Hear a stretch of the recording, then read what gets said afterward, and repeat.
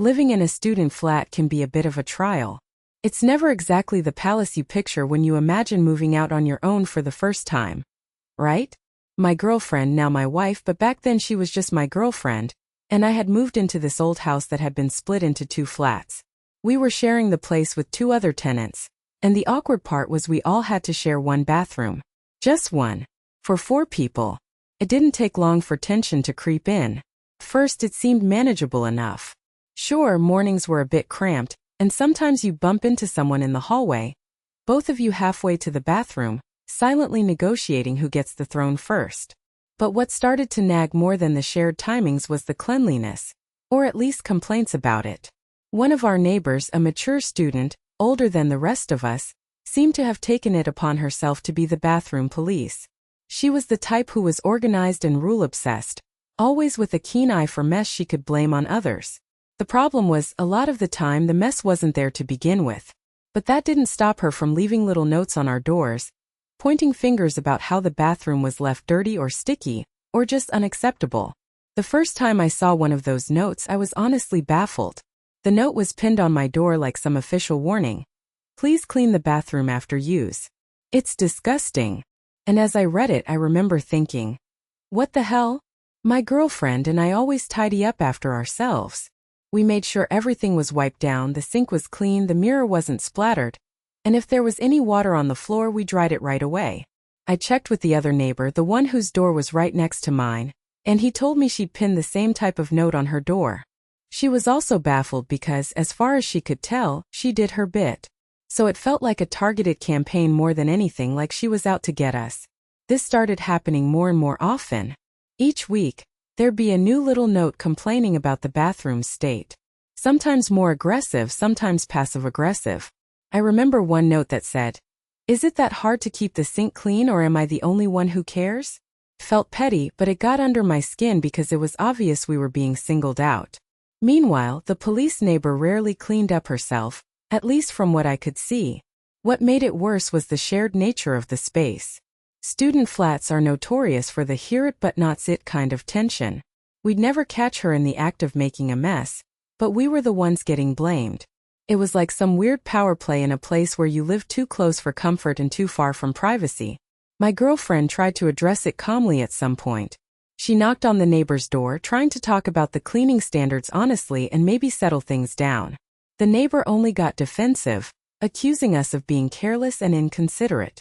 It was clear she wanted to win the moral high ground, and maybe she enjoyed asserting control in this tiny kingdom of a shared bathroom.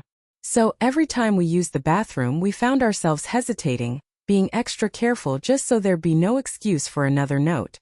But the reality was, having 4 people use one bathroom was bound to get untidy at times.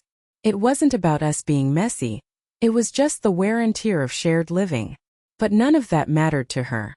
One Sunday morning, after the latest note had been pinned to the notice board by the bathroom, a public display this time where we all saw it, I went in to clean the sink as usual, and that's when I spotted something completely unexpected sitting there. Something that would turn the whole absurd little feud upside down. Turns out, the bathroom held a secret none of us saw coming. And it all started with that strange little thing in the sink. So there I was standing in that cramped bathroom we all had to share. The one that smelled vaguely of mold and old shampoo, you know the type. We'd been having that ongoing, totally frustrating issue with our neighbor Lisa. She kept leaving those passive-aggressive notes stuck on the bathroom mirror, accusing us of not cleaning properly. Which honestly was nerve-wracking because we were pretty careful. The tension in the flat was thick enough to cut with a knife. On this particular day, I was just rinsing my face at the sink, trying to shake off the stress from all the notes. That's when I noticed something weird. Right there, smack on the sink's plug hole, was this round rubbery thing, almost like a little dome or cover. At first, I thought it was some kind of weird sink stopper, or maybe a toy that one of the kids down the hall had left behind. But it didn't quite look right. It was sort of flimsy and definitely not a piece of bathroom hardware. I honestly had no idea what it was, so I called out to my girlfriend Rachel, who was already half-dressed for work. "Hey, can you come look at this? What the hell is it?" I held it up between my thumb and finger, squinting at the thing under the harsh bathroom light. Rachel took one look at it, laughed, and said, "Oh my God, that's a contraceptive diaphragm." Total pause. Then she pointed out that it must belong to Lisa, our neighbor, the one who'd been complaining about us not cleaning. I couldn't believe it. Here this very intimate and personal thing was just chillin' on the sink like it belonged there. The irony hit me hard in that moment. Lisa, all about cleanliness and hygiene in her notes, had left something that was, well, let's just say very much not bathroom decor. It felt like the universe had handed me a golden ticket for this whole stupid passive-aggressive battle. An idea started creeping into my head, subtle at first but then growing bolder. This wasn't just a random find.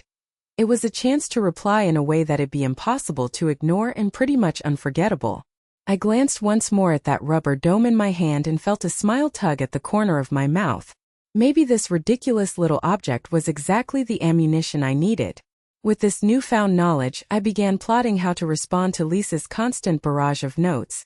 Only this time it was going to be on my terms. So, after that awkward, and honestly pretty infuriating accusation from Lisa about us not cleaning the bathroom properly, I knew I couldn't just let it slide. I mean, yeah, the bathroom wasn't a palace, but we did our best in a flat where space was tighter than a sardine tin.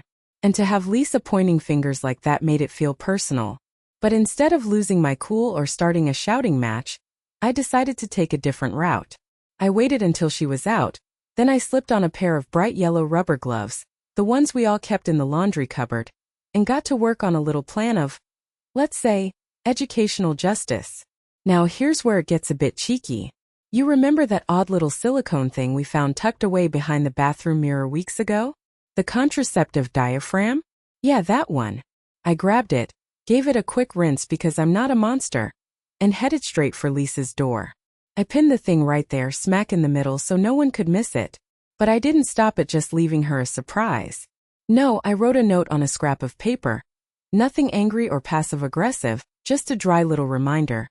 Don't forget to remove your contraceptive device after washing it in the shared sink. Cleanliness is key.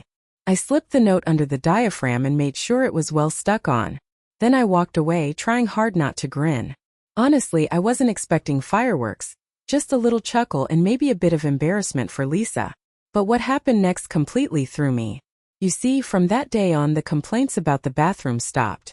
Not because Lisa got mad or stormed off, but because she caught the gentle jab hidden in my little stunt.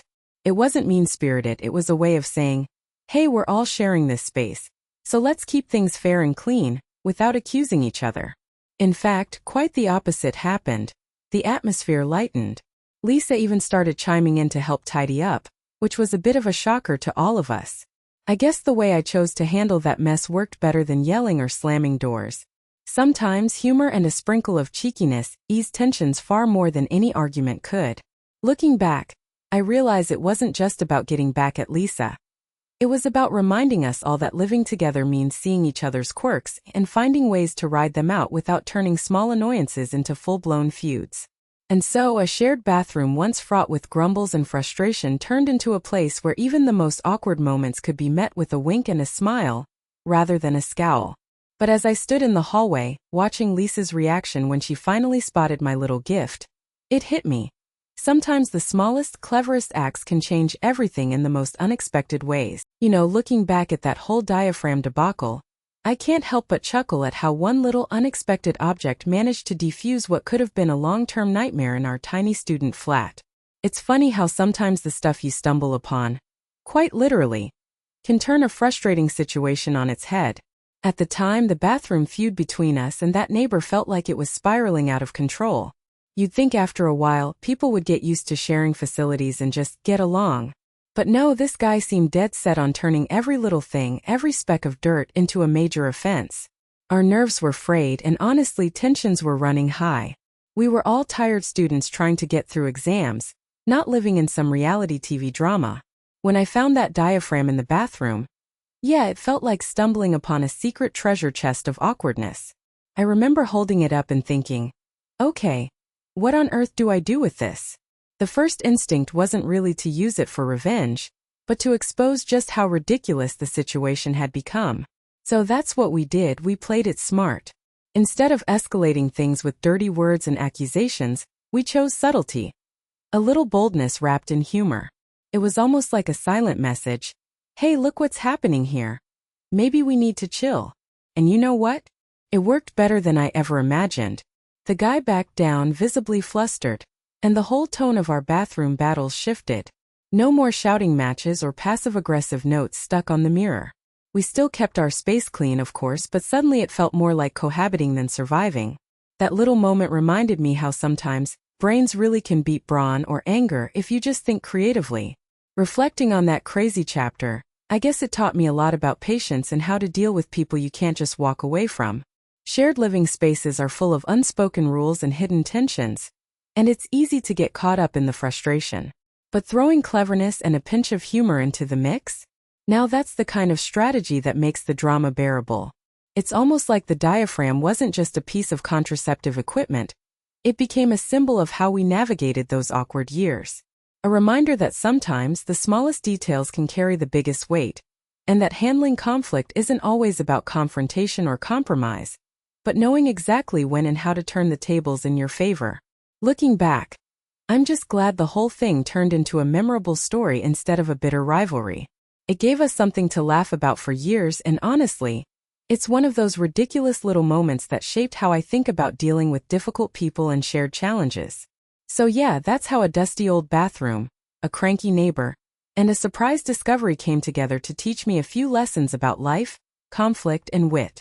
And if you ever find yourself in a communal living nightmare, maybe just remember, sometimes the best revenge isn't anger or punishment, but a clever twist that leaves everyone thinking twice.